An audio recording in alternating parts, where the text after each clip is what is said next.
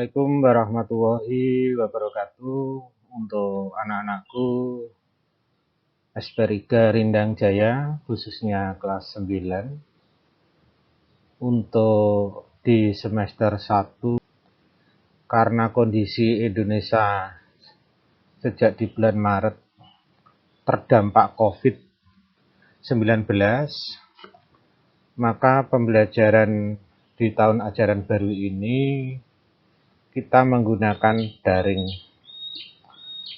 Saya harapkan anak-anak bisa memaklumi kondisi dan jangan lupa selalu jaga kesehatan. Salam sehat ya. Dan selalu berdoa semoga kita selalu diberi kesehatan sehingga nanti kita dapat mengikuti pembelajaran khususnya seni budaya bisa dengan baik. Anak-anak, sebelum materi seni budaya saya berikan kepada anak-anak, saya ucapkan selamat dulu untuk anak-anakku di masa pandemik ini bisa naik di kelas 9, dan saya harapkan nanti anak-anak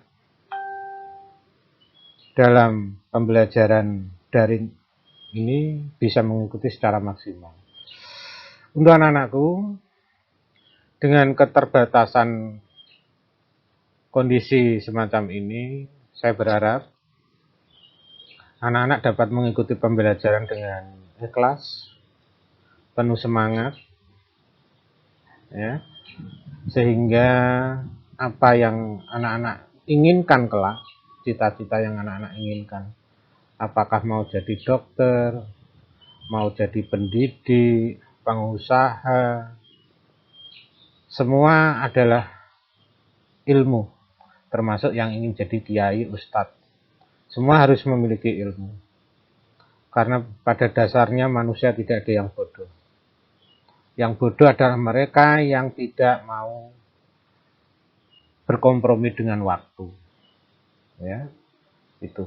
Nah, anak-anak, itu aja untuk pembuka di masa pandemik ini, di awal tatap muka secara online. Ya. Mungkin tampilan saya berbeda dengan Bapak Ibu. Ya, maklum ya. Jadi anak-anak harus mengikuti perkembangan dan anak-anak harus paham dengan perkembangan. Apalagi di masa teknologi, semua hal bisa ditanyakan pada Mbah Google. Ya, itu anak-anak. Pembelajaran di kelas 9 ini, kalau kelas 7 kemarin kalian bertemu dengan Bu Ariana, seni tari, kelas 8-nya kebetulan juga bersama Bu Ariana. Di kelas 9 ini saya ucapkan selamat datang di pembelajaran seni budaya, khususnya seni rupa. Sepintas mungkin anak-anak sudah paham dengan saya. Begitu juga sebaliknya, saya hanya melihat anak-anak dari kejauhan, belum secara tatap muka. Ya, selamat datang di kelas seni budaya kelas 9, seni rupa khususnya. Ya, jadi pembelajaran kali ini di materi pertama di semester ganjil atau gangsal atau semester 1. Ya. Yaitu bab 1 tentang seni lukis. Dari alur pembelajarannya ini nanti, ya, berkarya seni lukis. Yang pertama, anak-anak memahami lukisan dan gaya lukisan. Yang kedua, tema dalam berkarya seni lukis. Yang ketiga, alat, bahan, dan media seni lukis. Dan yang keempat atau yang terakhir, teknik berkarya seni lukis. Ya, itu alur pembelajaran di bab 1 tentang seni lukis. Berikutnya, setelah pembelajaran pada bab ini, peserta didik diharapkan mampu menjelaskan pengertian seni lukis, mengidentifikasi berbagai tema dalam berkarya seni lukis. Yang ketiga, mengidentifikasi berbagai aliran berkarya seni lukis. Yang keempat, mengklasifikasi berbagai karya seni menurut tema berkarya seni lukis. Kelima, mengidentifikasi berbagai macam alat dan bahan berkarya seni lukis. 6. Membuat sketsa lukisan dengan berbagai tema. Terakhir atau yang ketujuh, berkarya seni lukis dengan berbagai media, alat, dan bahan. Selanjutnya, jadi pengertian seni lukis dan gaya lukisan. Pengertian seni lukis merupakan cabang dari seni rupa yang cara mengungkapkannya diwujudkan melalui karya dua dimensi, di mana unsur pokok dalam karya dua dimensi adalah garis dan warna. Karya seni lukis karena termasuk ke dalam dua dimensi. Nah, pengertiannya apa sih dua dimensi? Itu nanti anak-anak bisa mencari, ya, karena belum apa istilahnya di sini memahami betul tentang apa itu seni rupa, khususnya karena kelas 7 dan kelas 8 kebetulan tidak ketemu saya. Nanti akan saya berikan beberapa link untuk menambah ilmu anak-anak tentang seni rupa. Terus yang kedua, pengertian dari gaya lukisan. Jadi lukisan seperti kita bicarakan di atas tentang lukisan, sebuah lukisan memiliki ciri khas, tema, dan teknik yang disebut gaya atau aliran. Nah, berdasarkan cara pengungkapan aliran dan gaya lukisan dapat dibedakan atau digolongkan menjadi tiga, representatif, deformatif, dan non-representatif. Ya. Berikut penjabaran aliran dan gaya lukisan serta tokoh-tokohnya. Ya, jadi sebelum kita melangkah jauh, sekali lagi bahwa seni rupa itu dibagi berdasarkan prinsip, unsur-unsur, cara memandang, atau yang disebut dengan dimensional. Ya, termasuk karya seni lukis ini masuk di dimensi, cara melihat. Masuk kemana? Dua dimensi. Ya, dari dua dimensi itu apa? Nah, itu nanti. Nah, selanjutnya, representatif. Apa sih yang dimaksud dengan representatif di sini? Ya, representatif adalah perwujudan gaya seni rupa menggunakan keadaan nyata. Ya, keadaan nyata, real, apa adanya yang ada pada kehidupan masyarakat atau pada alam. Ya, jadi bisa di kebetulan anak-anak lingkungan di dekat sungai, di pertambakan, atau di laut, di sawah, pasar, itu adalah real kenyataan kehidupan masyarakat kita dan kehidupan yang ada di alam. Ya, itu yang dimasukkan, ya, karya seni lukis yang masuk kategori representatif. Lanjut. Ya. Pengertian seni lukis sekarang. Ya. Tadi sudah saya jelaskan kenapa seni lukis masuk ke dalam dua dimensi. Ya, kedua dimensi apa itu pengertiannya tadi sudah disinggung sedikit. Ya. Nah, sekarang ada berbagai pengertian seni lukis menurut beberapa ahli sebagai berikut. Melukis adalah kegiatan, ya, kegiatan mengolah medium dua dimensi ataupun permukaan datar dari, nah, ya, dari objek tiga dimensi. Ya, apa itu objek tiga dimensi? Bisa dilihat dari depan, bisa lihat dari belakang, bisa dilihat dari samping kanan maupun samping kiri, dari atas atau bahkan dari bawah. Itu yang dimaksud dengan tiga dimensi. Nah, mendapat kesan tertentu. Jadi bentuk tiga dimensi ini akan menimbulkan kesan. Apakah itu bentuk bayangan atau yang lain, itu namanya kesan karena adanya sinar. Dengan melibatkan ekspresi. Nah, ekspresi itu apa? Ekspresi ini adalah hati, perasaan. Emosi juga hati, perasaan, ungkapan secara emosional. Ekspresi di sini apa istilahnya lebih condong ke tindakan. Ya, tindakan secara nyata, bentuk ekspresi nyata. Emosi, ungkapan lewat bisa kata-kata. Nah, dan gagasan pencipta secara penuh siapa? Yang membuat karya seni lukis. Jadi itu pencipta itu kita yang menciptakan atau anak-anak yang berkarya itu masuk dinamakan pencipta. Nah, sehingga sebuah lukisan harus dapat mempertanggungjawabkan apa yang ada dalam objek, tema, atau gagasan secara representatif.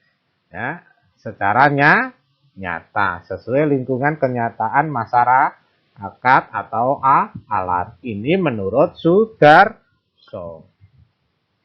Terus pengertian secara umum, seni lukis adalah sebuah pengembangan dari menggambarkan pembiasaan yang memiliki keunikan. Ya. Keunikan atau ciri khas tersendiri. Nah, ciri khas ini dapat pada tema. Jadi ciri khasnya itu berbagai macam, seperti anak-anak.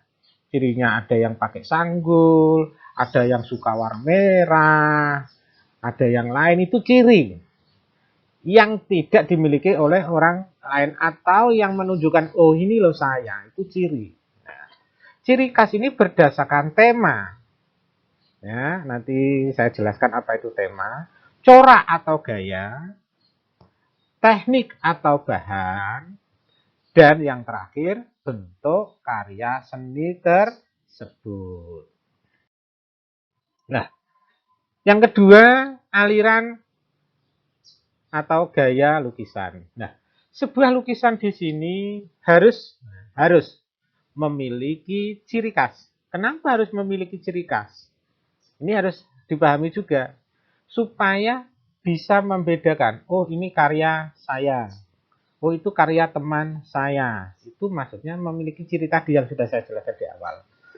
Tema, nah tema ini bebas, mau tema tentang politik, tema tentang kesehatan, pendidikan, lingkungan sosial, dan masih banyak lagi. Teknik, ini cara. Kita dalam berkarya menggunakan teknik apa ini? Teknik. Cara melakukan membuat hasil karya. Ya, kalau anak-anak bapak kalian punya sawah, ada yang cukup dicangkul, karena kebetulan tidak punya sapi. Ada yang menggunakan traktor. Nah, itu adalah teknik pengolahan di lahan pertanian. Nah, di seni lukis juga sama. Ada yang menggunakan kuas, ada yang menggunakan palet, bahkan ada yang cukup dengan jari-jari tangan. Itu teknik. Contohnya siapa? Maestro Affandi. Tidak menggunakan kuas, tapi cukup dengan menggunakan jari-jari tangannya. Pletotan. Ya. Cat diambil di tangan, langsung dibuat ulek-ulek di kanvas. Langsung membentuk. Nah, ini salah satu maestro Indonesia selain Basuki Abdullah. Terus selanjutnya, selain di sini tadi adalah teknik, yang disebut juga gaya atau aliran. Nah, gaya aliran di sini salah satunya adalah realis. Realis itu real, nyata. Ada naturalis, ada surrealisme, dan lain-lain lah. Itu nanti kita bahas. Terus selanjutnya Nana, berdasarkan cara pengungkapan aliran dan gaya lukisan dapat dibedakan atau digolongkan menjadi tiga. Ya, tadi sudah kita bahas, yaitu representatif, deformatif, dan non-representatif. Yang dimaksudkan di representatif itu tadi apa? Ya, representatif. Perwujudan gaya seni rupa yang menggunakan keadaan nyata. Ya, tadi kita sudah bahas itu. Ya. Terus langkah ya, di representatif ini contohnya adalah aliran naturalis. Nah, aliran naturalis yang menggambarkan sesuai dengan apa yang kita lihat, ya, secara alami atau sesuai dengan keadaan alam yang ada yang sebenarnya, seperti suasana saya di belakang ini anak-anak, melukiskan segala sesuatu tentang alam nyata. Jadi kita melihat bunga mawar merah, ya kita buat bunga mawar merah. Nah, atau melihat kalau anak-anak suka dengan gadis cantik, melihat itu yang kita gambar apa adanya, mau memakai bandu, menggunakan anting-anting yang panjang, atau menggunakan kalung rantai, ya itu fakta. Jadi real, natural apa yang kita lihat. Dan itulah penggambaran secara naturalis. Nah, pelukisnya siapa di sini? Basuki Abdullah, salah satu seniman Indonesia yang mengenyam pendidikan secara akademik di Belanda. Terus selanjutnya Abdullah Surya Subroto, ini siapa? Ayahanda dari Basuki Abdullah. Terus Mas Prighadi, Wakidi, Claude, dan masih banyak lagi seniman-seniman beraliran naturalis. Terus yang kedua berrepresentatif di sini, yaitu contohnya ini. Kita menggambarkan tadi sesuai dengan apa yang saya katakan, alam nyata. Ini kebetulan penggambaran ikan koi yang ada di kolam. Jadi warna oranye, warna kuning, warna hitam. Kita gambar sesuai dengan apa yang kita lihat. Tidak ditambah-tambahi. Itu yang dimaksudkan dengan penggambaran secara naturalisme. Terus yang kedua, realisme. Ya. Jadi ada sedikit perbedaan. Kalau naturalis tadi menggambarkan sesuatu yang cenderung nyata, indah di mata. Tapi realisme di sini sama-sama menggambarkan sesuatu yang nyata, tapi lebih condong ke kenyataan masyarakat, kehidupan masyarakat secara umum. Kalau di dalam apa istilahnya potret, kalau natural itu secara close up, yang tampak cantik aja yang ditampilkan. Tapi kalau realis ini lebih ke sosial masyarakat, kehidupan masyarakat. Ya, sama-sama tidak menambahi objek atau mengurangi objek. Penggambarannya sesuai kehidupan kenyataan. Seperti apa? Tadi sudah saya singgung, mungkin anak-anak dengan lingkungan petani, bapak ibu bercocok tanam, menanam cabai, sawah, dan lain-lain. Kalau yang di nelayan berarti pergi ke laut mencari ikan, yang di pertambakan membuat garam atau nanam ikan bandeng dan lain-lain. Nah, pelukisnya siapa di sini? Pelukisnya Trubus, Wardoyo, Tarmisi, dan Dullah. Ya, selanjutnya, ini contoh tadi yang sudah saya singgung. Mungkin anak-anak sekarang sudah tidak bisa banyak melihat membajak sawah dengan menggunakan sapi. Karena teknologi kalah dengan mesin traktor dan biaya lebih irit, lebih cepat. Itu fakta. Nah, kekangenan anak-anak ini bisa diwujudkan dalam bentuk gambar. Nah, ini gambar tentang seorang petani membajak sawah dengan menggunakan kerbau. Ya, kalau di kita namanya sapi, ya, warnanya putih, merah, dan lain-lain. Terus romantisme, ya, romantisme, aliran seni rupa yang lebih bersifat imajinasi. Ya, imajinasi, membayangkan. Aliran ini melukiskan cerita-cerita yang romantis. Wah, ini anak-anak kalau dengar kata romantis bangga tuh senengnya guyang-guyu dhewe. Nah, terus selanjutnya peristiwa yang dahsyat. Jadi bentuknya romantis, menggambarkan sesuatu yang romantis, menggambarkan peristiwa yang dahsyat atau kejadian yang dramatis. Dramatis ini bisa menyedihkan, bisa sangat membahagiakan. Jadi ada dua taksonomi katanya di sini. Bisa membanggakan, bisa bersedih yang sangat-sangat dalam. Pelukisnya di sini untuk di Indonesia yang terkenal, pelukis pertama pada masa era penjajahan, yaitu Raden Saleh. Terus ini Pak masih pada periode kerajaan-kerajaan. Kalau di masa modern, yaitu tadi saya sebutkan Basuki Abdullah, Prasiko Koya, ya, dan masih banyak yang lain. Ya, ini contoh dari gaya realisme yang tadi sudah saya ceritakan, di samping membaca bisa bentuk semacam ini. Ya. Terus selanjutnya deformatif, nah, yang B. Jadi tadi representatif, ada 3 jenis karya, realis, naturalis, dan apa? Ayo, yaitu romantisme. Nah, sekarang kita deformatif. Apa sih yang dimaksud dengan pengertian deformatif di sini? Adalah perubahan bentuk dari asli, perubahan bentuk dari asli, sehingga menghasilkan bentuk baru, namun tidak meninggalkan bentuk dasar aslinya. Nah, ini bagaimana Pak maksudnya gitu? Ya, tidak meninggalkan bentuk asli, ya, tapi menghasilkan bentuk baru. Ya, sebetulnya yang paling mudah kalau anak-anak pernah melihat kebudayaan masyarakat kita, yaitu wayang kulit. Ya, hanya bentuknya beda, itu bukan karya seni lukis, kerajinan. Ya, itu kan bentuknya seperti manusia, ada yang panjang, hidungnya mantul dan lain-lain. Itu adalah yang diberi gambaran perubahan bentuk, tapi tidak meninggalkan bentuk. Nah, akhirnya seni lukis ini tergolong dalam gaya deformatif ini antara lain ekspresionisme. Nah, ini maestro kita, yaitu aliran yang menggambarkan sesuai dengan keadaan jiwa sang perupa yang spontan pada saat melihat objek karyanya. Nah, perupa yang menggunakan aliran ini antara lain, kalau di luar negeri itu Vincent van Gogh, kalau di Indonesia namanya Avandi. Ya, ini Avandi menggambarkan dirinya 3 karakter. Ya.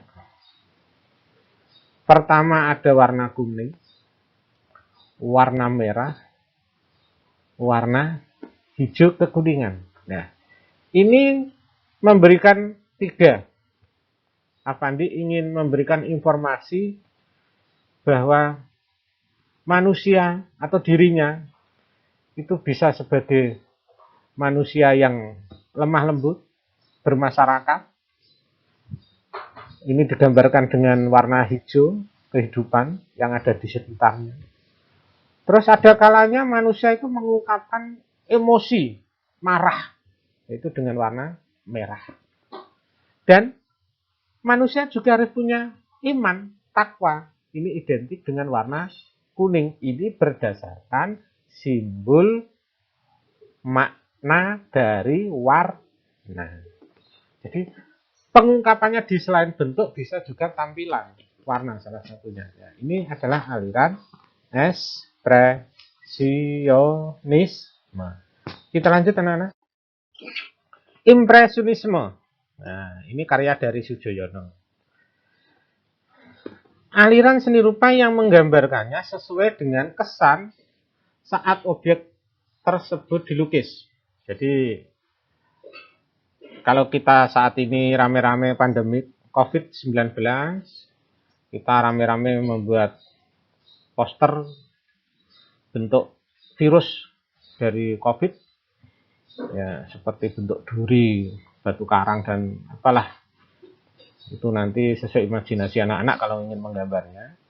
Nah, di sini penggambaran dari Soejoyono ini pada waktu migrasi karena adanya peperangan atau bencana alam.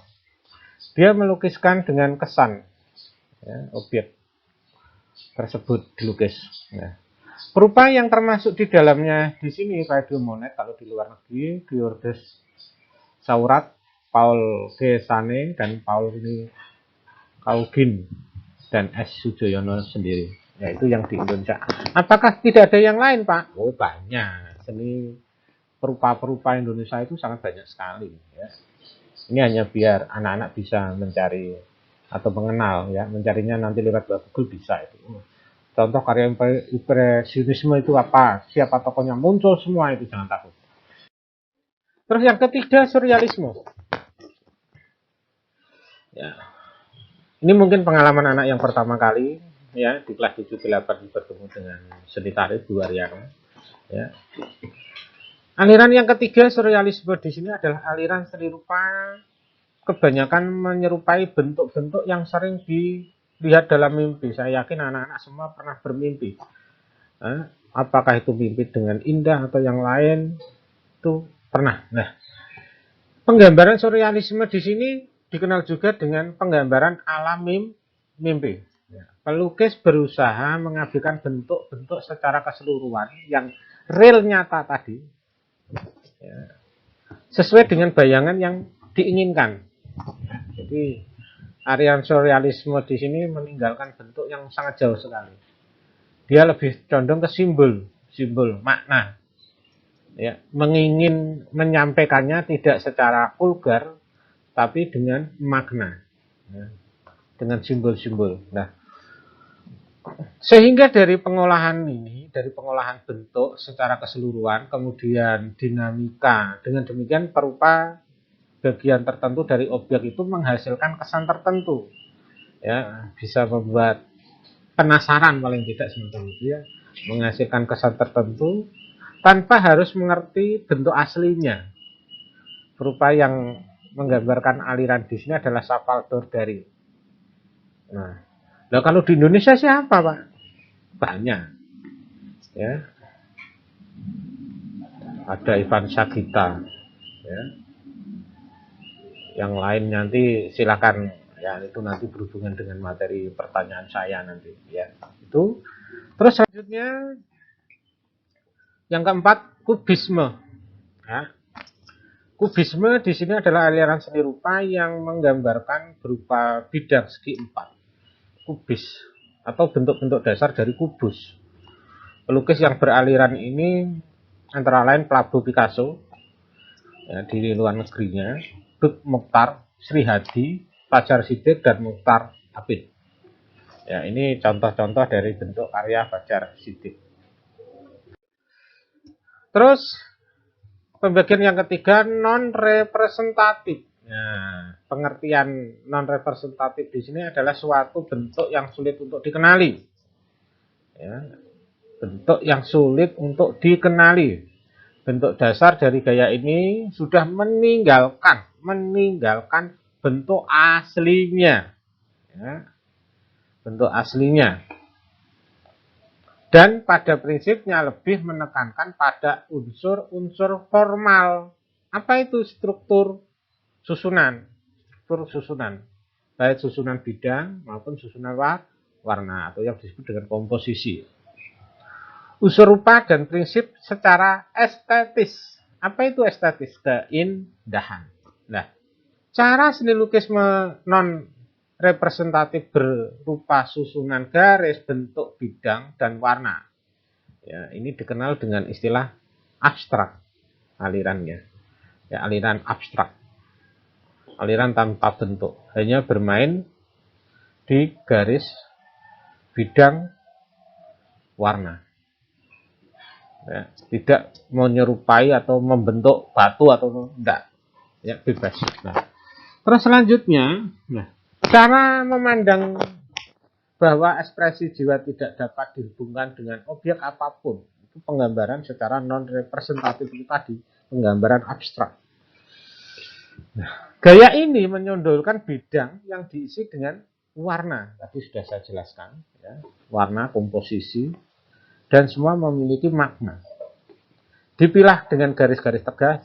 Cara menggambar ini dipelopori oleh Amri Yahya, Fajar Siddiq, Duk Mokhtar, dan Sadali. Ini seniman-seniman dari Bandung.